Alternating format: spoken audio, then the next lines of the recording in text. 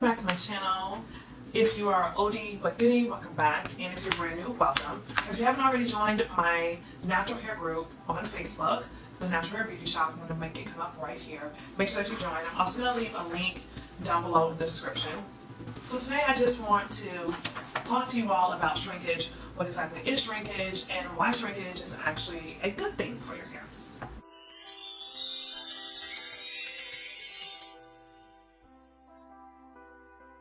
Shrinkage happens a lot with people who have a curly textured hair, and shrinkage basically is where your hair curls up or it shrinks to be a fraction of the actual length that it is.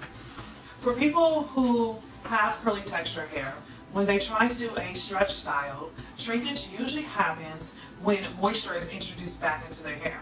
So this could be taking a shower, or this could simply be going outside if you live in Georgia or someplace that's very humid. It could be actually going outside and the humidity causes your hair to shrink up. Now, particularly in the natural hair community, shrinkage, I feel like, or I see a lot of time, is viewed as something negative or something to stop or something to combat.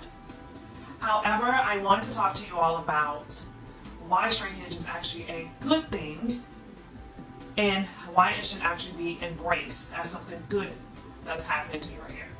For me in particular, my hair can shrink all the way up to 85% of its actual length. And for a lot of people with curly hair, the shrinkage is an actual issue. But shrinkage actually means that your hair is elastic. It's a sign of your hair's elasticity. Not only is it a sign of your hair's elasticity, it's a sign of your hair's resistance to breakage. So if your hair is shrinking back, that means that it's resistant to breakage and it's actually strong. Shrinkage means that your hair's structure and integrity are actually intact. So when your hair doesn't shrink back, that means that there is some damage that has happened to your hair. A lot of people use heat to prevent shrinkage. I just want to tell you to be very careful when using heat to prevent shrinkage.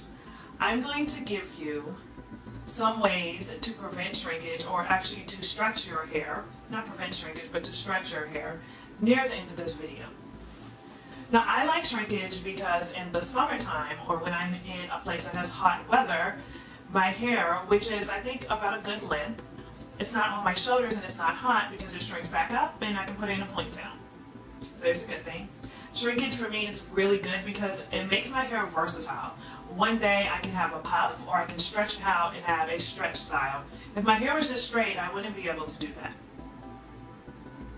If there was no shrinkage, you probably couldn't get a fro unless you tried to curl your hair and do other things to manipulate it. But our hair is amazing, and we can get a fro just because of our natural shrinkage.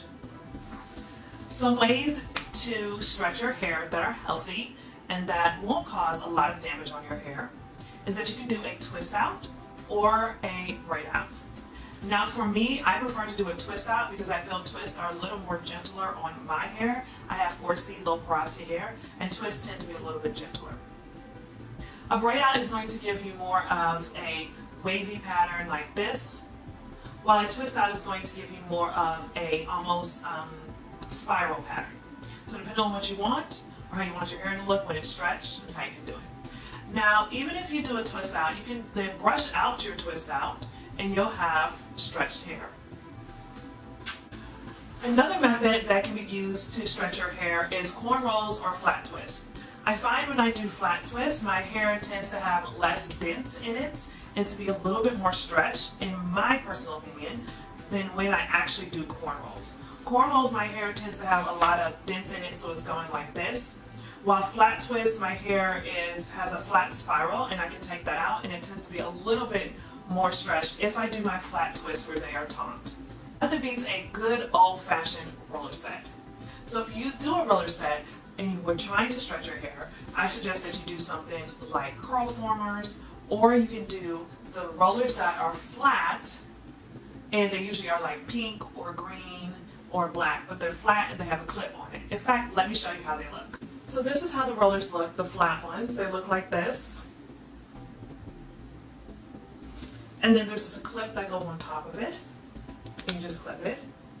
To get the best results, you're going to need to make sure that you brush your hair and you smooth your hair onto the roller.